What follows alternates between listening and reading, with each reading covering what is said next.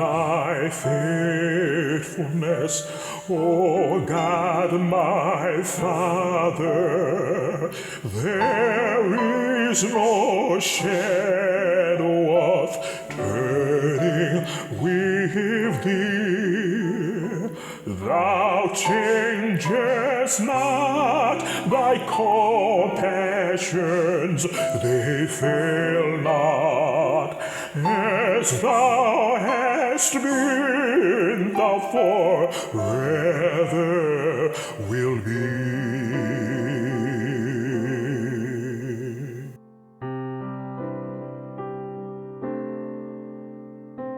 Ô Dieu, relève-nous, rends-nous la vie, prête l'oreille, berger d'Israël, rends-nous la vie dans ta grâce infinie. Tourne vers nous ta face, Emmanuel. Oh Dieu, relève-nous. Oh Dieu, relève-nous. Et que ton Fils à nos yeux se révèle. Quand nous jaillisse une paix finie. Oh Dieu, relève-nous, relève-nous.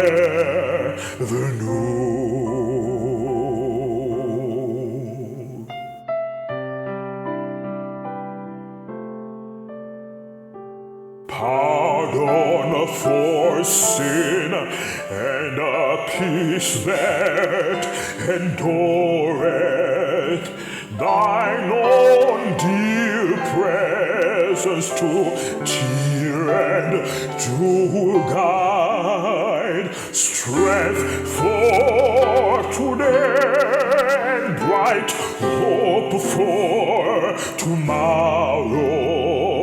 Blessings all mine with 10,000 beside. Oh, great is thy faithfulness, great is thy faithfulness. Morning by morning, new mercies I see. All I have needed, thy hand hath provided. Great is thy faithfulness, Lord, unto me. Oh Dieu, relève-nous. Oh Dieu, relève-nous. Et que ton Fils à nos yeux se révèle. Quand nous jaillisse une vie finie. Oh Dieu, relève-nous. Oh Dieu, relève-nous. Oh Dieu, relève-nous, relève-nous.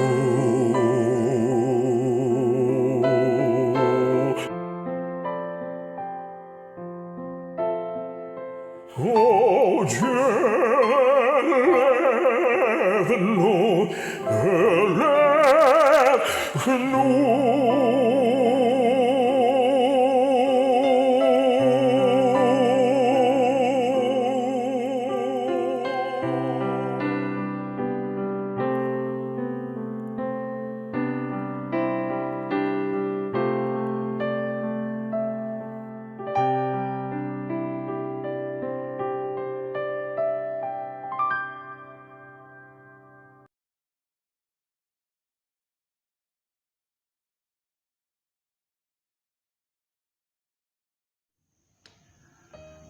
à vous tous qui nous regardez sur Israël, groupe Facebook.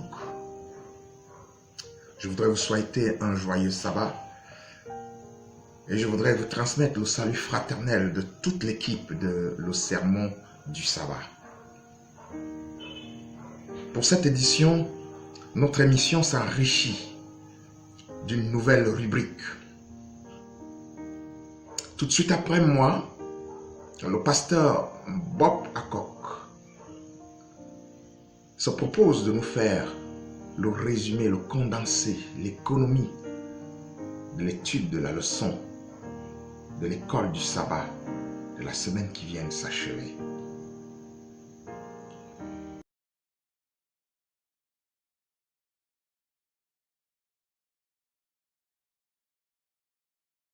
Seigneur éternel, notre tendre Père, nous te disons merci pour ta bénédiction.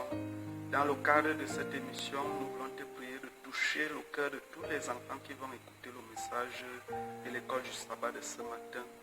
Purifier chacun de nos cœurs. Nous te prions toutes ces grâces et bien d'autres dans le puissant nom de notre Seigneur et Sauveur Jésus-Christ. Amen.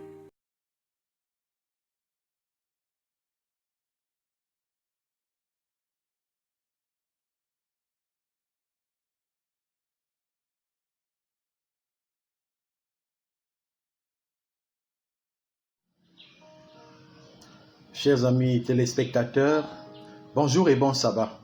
Bienvenue à cette tranche consacrée à l'étude de la Bible, l'école du sabbat. Nous poursuivons avec la leçon du 4e trimestre 2020, l'éducation. Et nous sommes rendus comme ça à la 11e leçon qui a pour titre le chrétien et le travail. Le chrétien et le travail. Cette leçon nous invite à répondre à une question fondamentale. Quelle est la place du travail dans la vie du chrétien? Le verset à mémoriser qui nous est suggéré est tiré du livre d'Un Corinthiens, le chapitre 15, verset 58. 1 Corinthiens, chapitre 15, verset 58.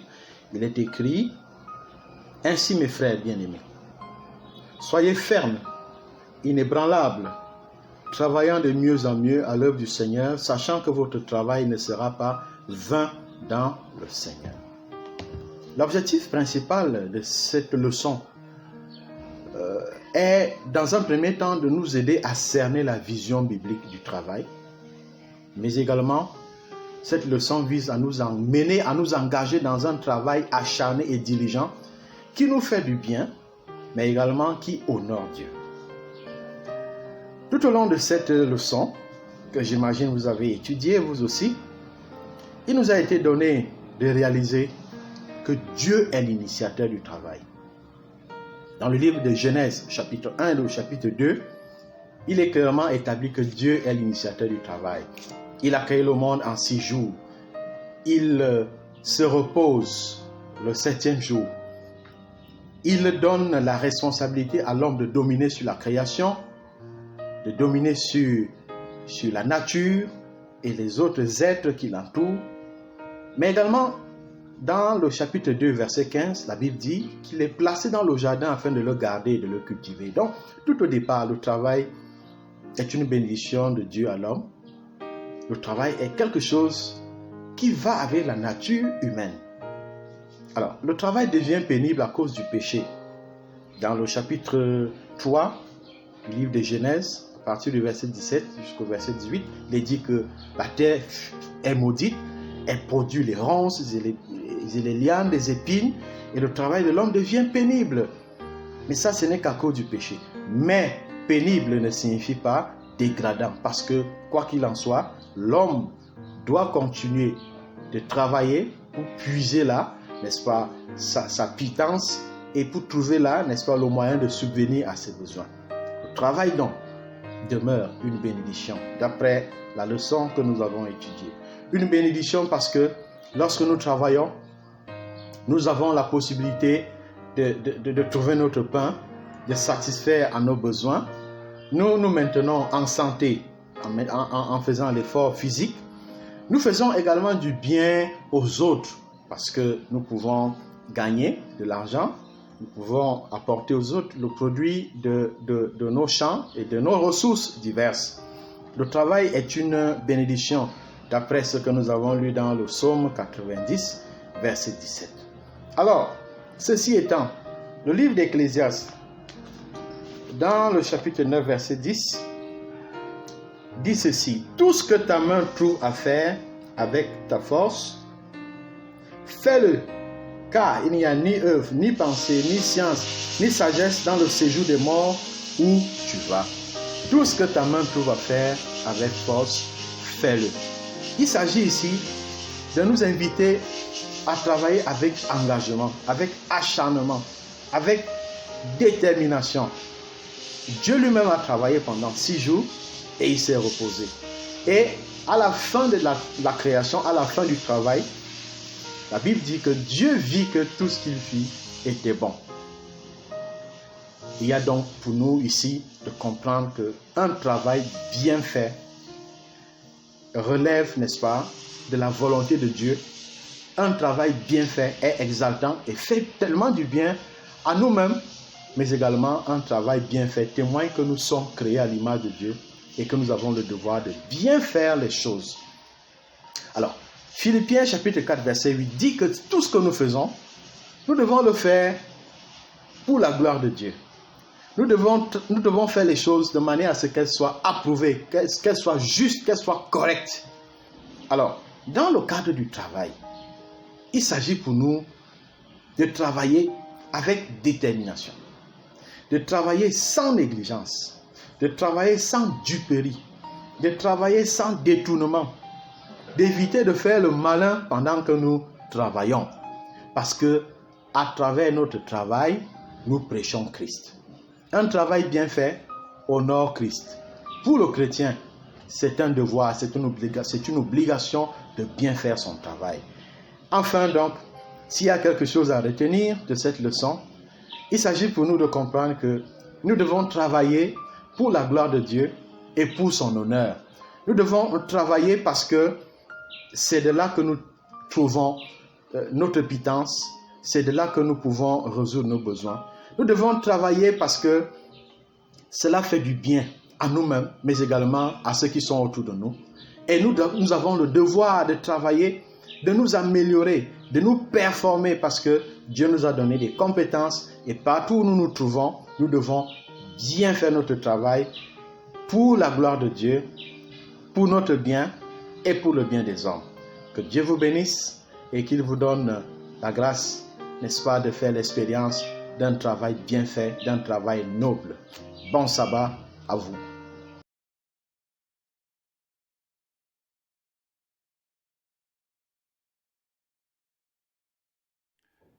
Éternel notre Dieu, notre Père, merci pour l'étude de ta parole. Seigneur, permets que ce que nous apprenons, que nous puissions le mettre chaque jour en pratique et que nous puissions marcher dans ta lumière et pratiquer ta volonté. Seigneur, sois avec chacun d'entre nous et permets-nous d'avancer dans ce chemin afin que de jour en jour, nous puissions avoir une connaissance plus parfaite de toi-même et de ton amour. Merci parce que tu nous aimes, Seigneur. Merci pour tout ce que tu nous réserves. Donne-nous la force de pouvoir te suivre. En Jésus, nous t'avons prié. Amen.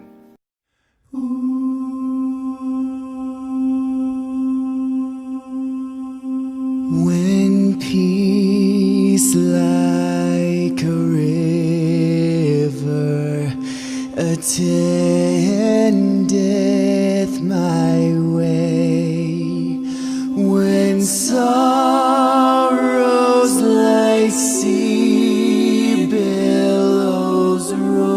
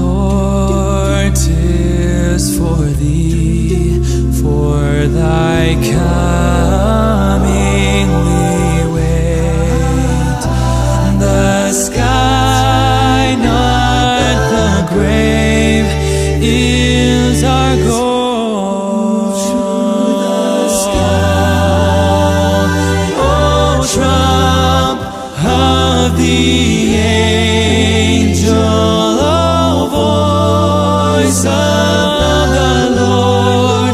Blessed hope, blessed rest of my soul. It is well with my soul. With my soul. It is well with my soul.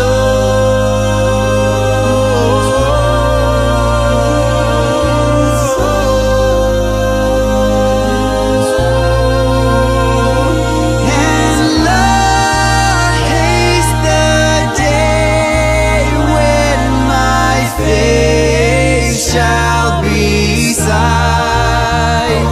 The clouds be rolled back as a scroll.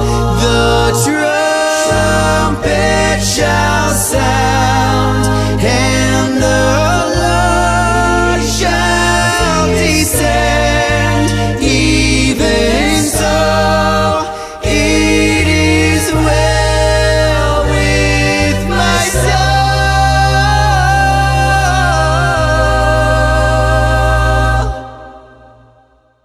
It is well.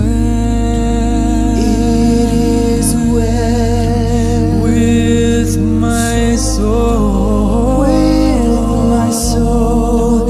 It is well. It is well with my soul. With my soul. It is well.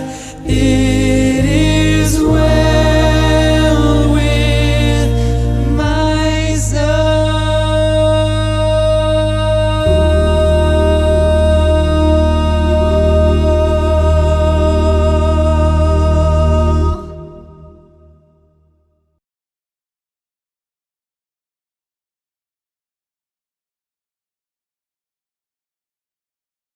Dieu Tout-Puissant, nous te rendons grâce de ce que malgré nos innombrables iniquités, dont nous implorons ton pardon, tu continues de nous combler de tes multiples grâces et de nous bénir.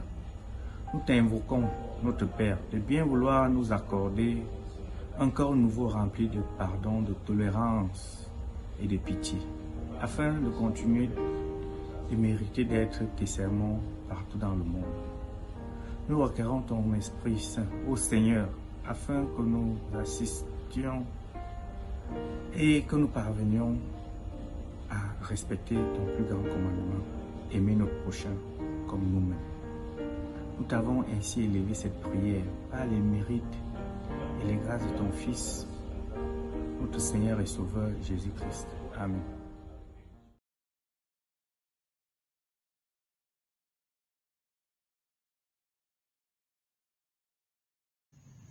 Notre pasteur, le pasteur Jean-Claude Nkou, ce matin, sous l'inspiration du Saint-Esprit et à la lumière des Saintes Écritures, va répondre à cette question cruciale.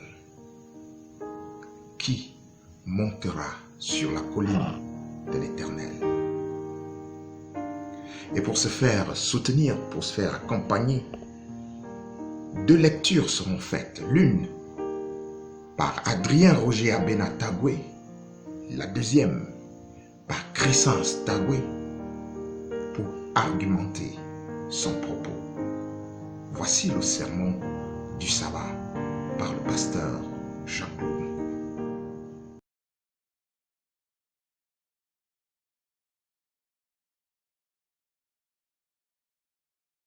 1 Jean 1, verset 9, il est écrit, si nous confessons nos péchés, il est fidèle et juste pour nous les pardonner et pour nous purifier de toute iniquité. Amen.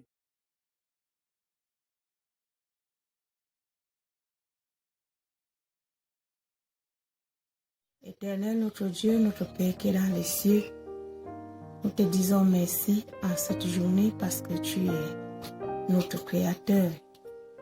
Tu es le Créateur du ciel et de la terre. Tu as créé tout ce que nous pouvons voir. et tu nous as créés. Seigneur, que ton nom soit glorifié. En ce moment, nous voulons te supplier, Père éternel, que tu pardonnes nos iniquités et nos fautes. Seigneur, nous te supplions à cause de ton amour et du don de ton Fils, que tu nous permettes de vivre selon ta volonté. Notre Dieu, notre Père, nous te supplions de nous mouler afin que nous ayons la forme que toi tu veux. Béni sois-tu du haut des cieux et merci Seigneur pour tout ce que tu fais pour nous, car nous t'avons supplié au nom de Jésus-Christ notre Sauveur. Amen.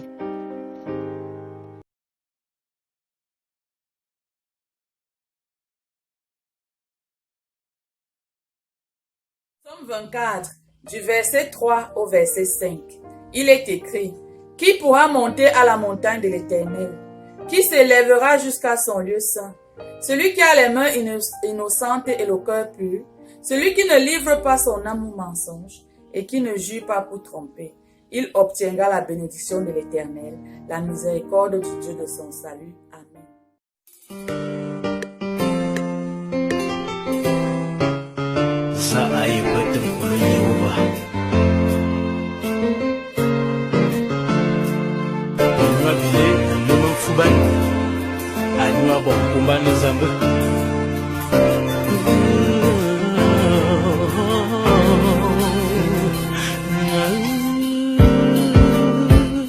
Souviens-toi, Jésus-Christ est près de toi et il te lèvera. Ton chagrin,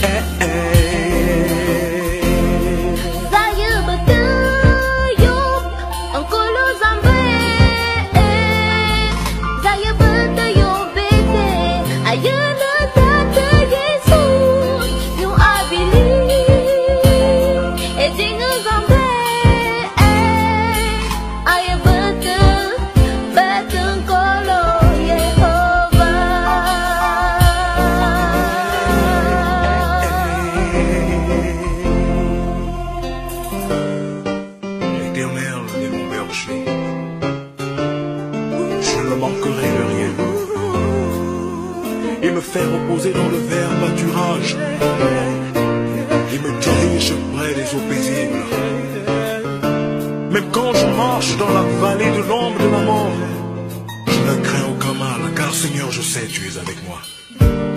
Et malgré les problèmes, les situations difficiles de la vie, Seigneur, je sais que je monterai sur la sainte montagne. Toi, mon frère, toi, ma soeur, qui écoute ce chant, si tu espères en Jésus-Christ, il t'élèvera. Voyez bête, voyez bête, voyez bête.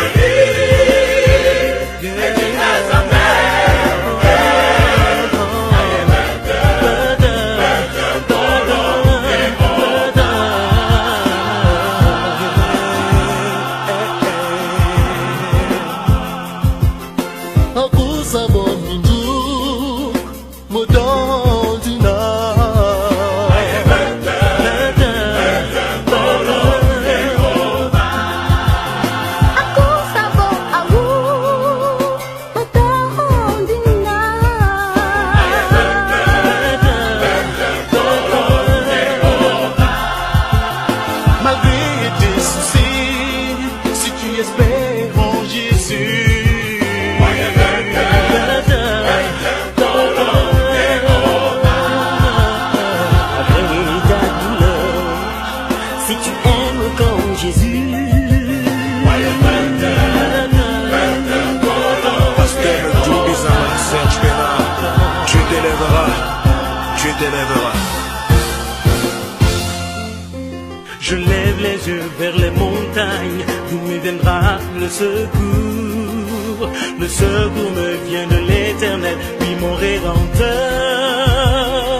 Quand tu es affaibli, accablé par le doute, sache que le Seigneur est là pour toi.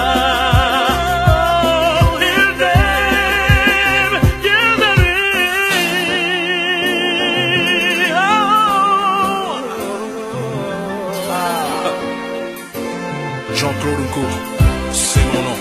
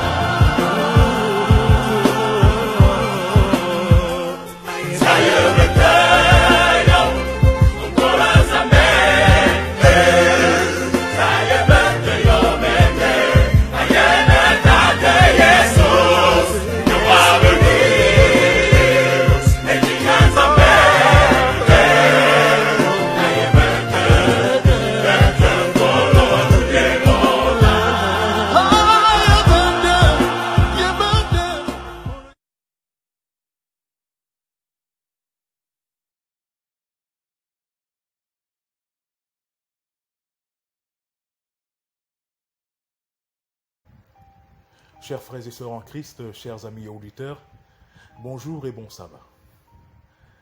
Vous êtes les bienvenus à votre émission, le sermon du sabbat. Aujourd'hui, nous allons parler de la montagne de Dieu. Le titre du sermon est La montagne de Dieu. Prions. Saint-Esprit, je te remercie pour tes bienfaits. Accorde-moi ton inspiration et permets que ton peuple puisse être nourri, être rassasié et être restauré et élevé en dignité à cause de la parole de Jésus-Christ.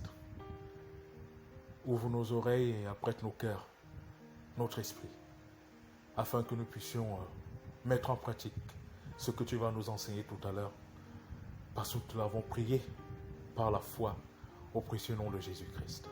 Amen. Je disais donc, le titre du sermon d'aujourd'hui est La montagne de Dieu. Lorsque nous ouvrons nos Bibles dans le livre de Matthieu, chapitre 4, à partir du verset 23, en descendant, nous voyons l'histoire de Jésus-Christ. Après son baptême, Jésus-Christ est parti dans le désert. Et il a jeûné pendant 40 jours et 40 nuits. Et durant ce jeûne de 40 jours et 40 nuits, il fut tenté par Satan. Et la Bible nous dit que Satan fut vaincu. Alléluia. Jésus-Christ a vaincu Satan. Et après donc cette merveilleuse expérience dans le désert, la Bible nous dit que Jésus-Christ est parti à Galilée et il s'est mis à enseigner, à annoncer la bonne nouvelle du royaume. Et les malades étaient guéris, les paralytiques marchaient, les aveugles voyaient, ceux qui avaient les cœurs brisés avaient trouvé enfin de l'espoir. Et la foule grandissait et les gens étaient attirés par cet homme qui pouvait changer les situations. Alléluia. Jésus-Christ peut changer ta situation, ma soeur.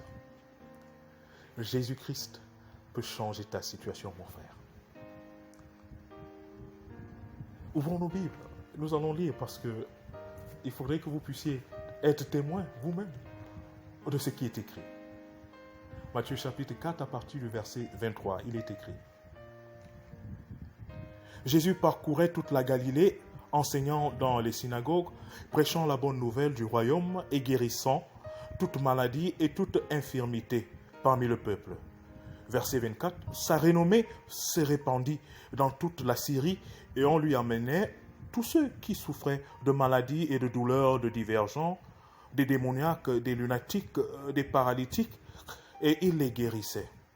Une grande foule le suivait de la Galilée, de la Décapole, de Jérusalem, de la Judée et d'au-delà du Jourdain. Et que fait Jésus-Christ? C'est ça qui attire mon attention. Jésus-Christ pouvait rester sur place et continuer à enseigner et continuer à faire des miracles.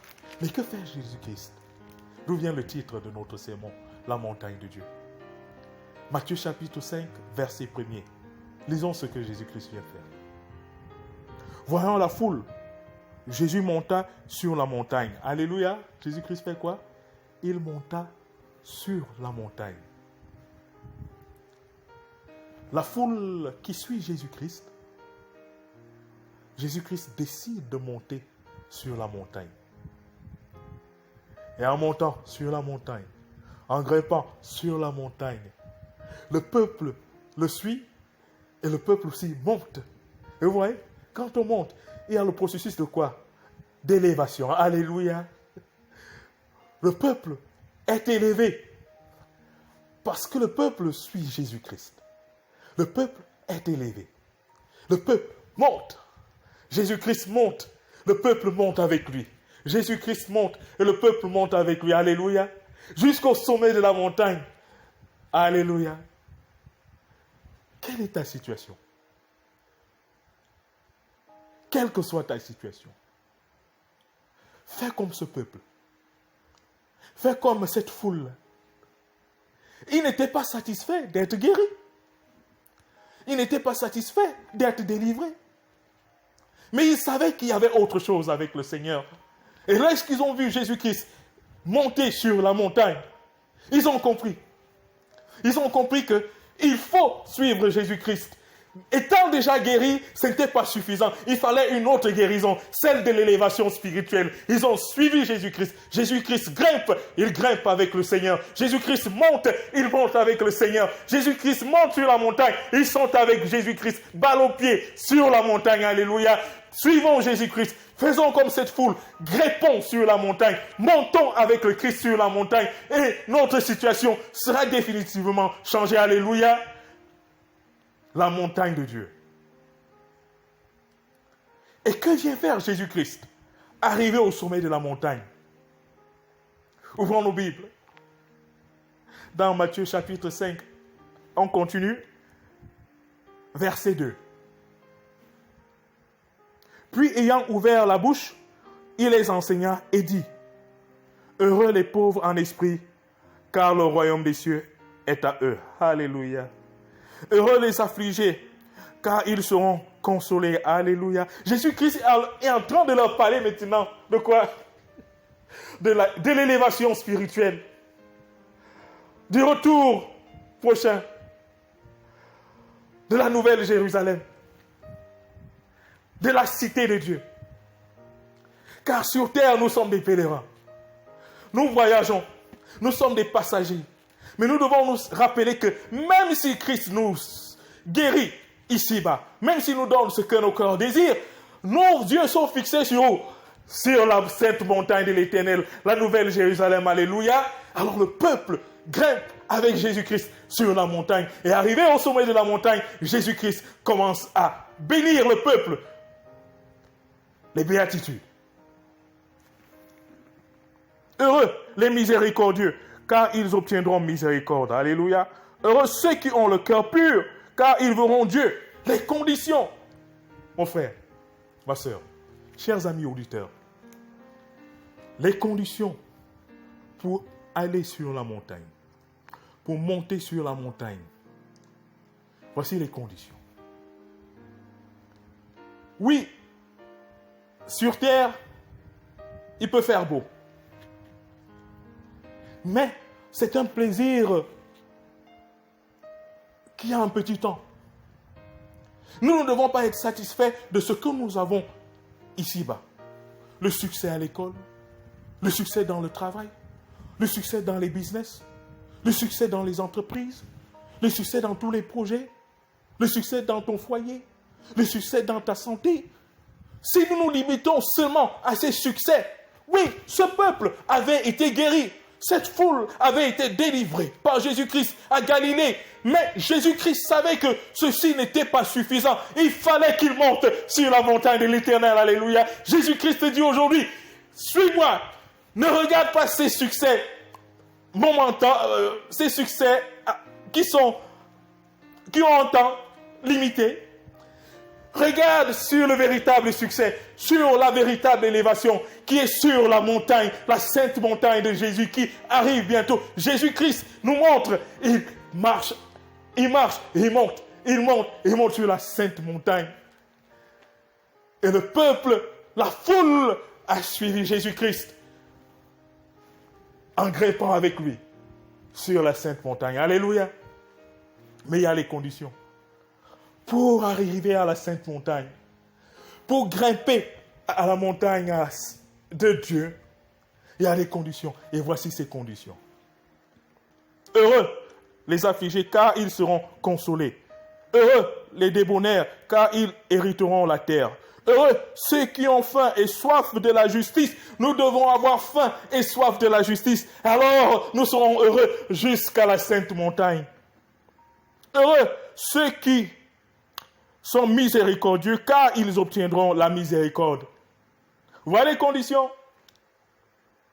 Heureux ceux qui ont le cœur pur, car ils verront Dieu. Un cœur pur, un cœur qui pardonne, un cœur qui aime même son ennemi. Alléluia. Heureux ceux qui procurent la paix, car ils seront appelés fils de Dieu. Alléluia. Pour arriver à la sainte montagne de l'Éternel, nous devons être des hommes et des femmes de paix. Alléluia. Ceux qui procurent la paix. Et alors, nous serons qualifiés à arriver, à monter, à grimper sur la montagne de l'Éternel. Alléluia. Heureux serez-vous lorsqu'on vous outragera, qu'on vous persécutera et qu'on dira faussement de vous toutes sortes de mal à cause de moi. Réjouissez-vous et soyez dans l'allégresse, parce que votre récompense sera grande dans les cieux. Car c'est ainsi qu'on a persécuté les prophètes qui ont été avant vous. Alléluia. Le sermon est fini. Le sermon est fini. Jésus-Christ nous dit, pour monter sur sa montagne, nous devons avoir les cœurs purs. Nous devons être de ceux qui procurent la paix et non la guerre. Nous devons être miséricordieux. Nous devons aimer Dieu de tout notre cœur et aimer notre prochain comme nous-mêmes. Ainsi donc, nous grimperons, nous monterons sur la sainte montagne de Dieu. Alléluia. Ainsi donc, ce pont, la montagne, qui rapproche le ciel sur la terre. Ainsi donc, ce pont qui est la montagne de Dieu, qui fait descendre le bonheur sur la douleur. Ainsi donc, ce pont qui est la montagne de l'Éternel, qui apporte la véritable paix sur la guerre. Ainsi donc, ce pont qui est la montagne de l'Éternel, qui pardonne le pécheur et qui transforme l'humanité à l'image de Jésus-Christ. Pour grimper sur la sainte montagne de l'Éternel, voici les conditions. Es-tu prêt, ma sœur, à grimper sur la sainte montagne de l'Éternel? Es-tu prêt, mon frère, à abandonner ce que tu es en train de faire pour suivre Jésus-Christ et grimper sur la sainte montagne? Veux-tu, à partir d'aujourd'hui, dire, Seigneur, pardonne-moi. Je me rends compte que je me suis égaré. Je me rends compte que, Seigneur, je n'ai pas vécu selon ta volonté. Et voilà pourquoi je suis toujours dans la vallée. Voilà pourquoi je suis toujours en bas. Voilà pourquoi j'ai toujours des problèmes, des soucis. Seigneur, je me rends compte que je t'ai tourné le dos. Aimerais-tu dire aujourd'hui, Seigneur, sauve-moi? Comme Bartimée l'avait dit, fils de David, Jésus-Christ, fils de David, aie pitié de moi. Crions vers l'Éternel et faisons comme cette foule qui s'est mise à suivre Jésus-Christ et qui s'est mise à monter avec le Seigneur sur la sainte montagne à Galilée, et ils ont été bénis, ils ont reçu les bénédictions, ils ont reçu la parole bénie de Dieu et leur vie a été transformée. Veux-tu dire aujourd'hui, Seigneur, je veux te suivre, je veux monter sur ta sainte montagne et je veux avoir mes yeux fixés sur le ciel, car la sainte cité, cette montagne de Dieu, je veux y habiter. Si telle est ta volonté, si tel est ton désir, mon frère, ma soeur, je vais prier pour toi, afin que nous puissions grimper avec Jésus-Christ sur la montagne de Dieu. Prions. Merci Saint-Esprit, parce que tu es merveilleux. Voici ton fils, ta fille, qui dit aujourd'hui, Seigneur, je me suis égaré. Seigneur, je me suis éloigné de toi.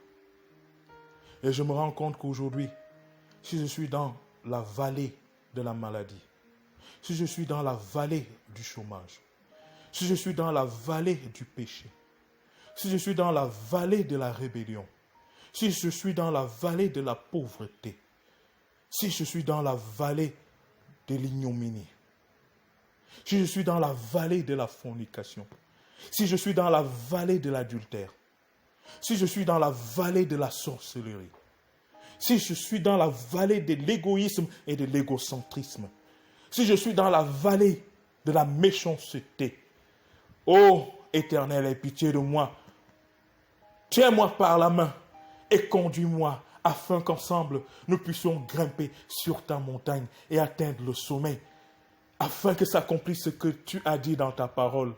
L'Éternel fera de toi la tête et non la queue. Tu seras toujours en haut, jamais en bas. Mon frère, ma soeur, que l'Éternel fasse de toi la tête et non la queue. Que tu sois toujours en haut sur sa montagne, jamais en bas dans la vallée, afin que s'accomplisse dans ta vie toutes les promesses que l'Éternel a prévues pour toi, et que par-dessus tout, que tu sois une citoyenne, un citoyen de la montagne de Dieu.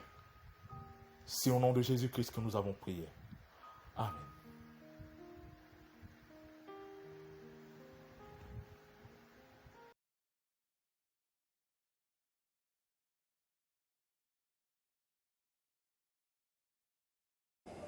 Seigneur Dieu Tout-Puissant, nous te bénissons et t'exaltons parce que tu es roi.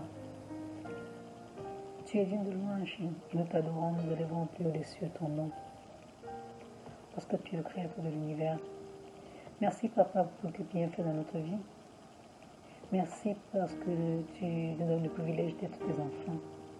Merci pour le souffle de vie que tu nous accordes encore. Nous te remercions infiniment aussi pour tes paroles que tu nous donnes, pour cet enseignement que tu nous donnes. Tu nous apprends à pardonner. Tu nous apprends qu'il faut pardonner et que nous ne pouvons monter sur ta montagne sainte si on a le cœur pur. Et pour avoir le cœur pur, nous devons apprendre à pardonner. Nous ne devons pas garder notre prochain dans le cœur. Nous devons pouvoir pardonner pour pouvoir aller à ta montagne sainte. Seigneur éternel, si nous voulons aussi être pardonnés, nous devons pardonner à ceux qui nous offensent. Aide-nous, Papa, à savoir pardonner, à refléter ton caractère partout où nous sommes et apprendre à ceux qui sont autour de nous à pardonner. Parce que quand on ne pardonne pas, Dieu éternel, on est prisonnier, on n'est pas libre, on n'a pas le choix. Et le cœur est lourd. Viens nous aider à alléger notre cœur, à nous libérer de cette prison, à nous apprendre à pardonner. Que ton esprit vie nous anime et nous aide, parce que nous n'avons pas à le faire de nous-mêmes, par orgueil, par égoïsme. Mais aussi, Seigneur Dieu Tout-Puissant, parce que nous voulons aller à ta montagne sainte. Nous voulons apprendre à pardonner. C'est pour ça que nous te demandons en ce moment de nous apprendre à pardonner, de nous accorder ton Esprit Saint, qui va nous diriger, qui va nous guider, qui va briser notre dureté, nous enseigner l'humilité, nous enseigner le pardon, afin que nous soyons prêts à aller à ta montagne. afin que tous ensemble, nous qui pardonnons, ceux que nous pardonnons, et ceux qui vont pardonner, que nous soyons tous ensemble à ta montagne sainte. Purifie-nous, fortifie-nous, dirige notre vie, nous remettons entre tes mains. Sois le maître de notre vie. Nous te prions, non pas parce que nous le méritons, mais par le sang mêlé de notre Seigneur et Sauveur Jésus-Christ. Seigneur Jésus, ton nom puissant, nous te prions. Amen.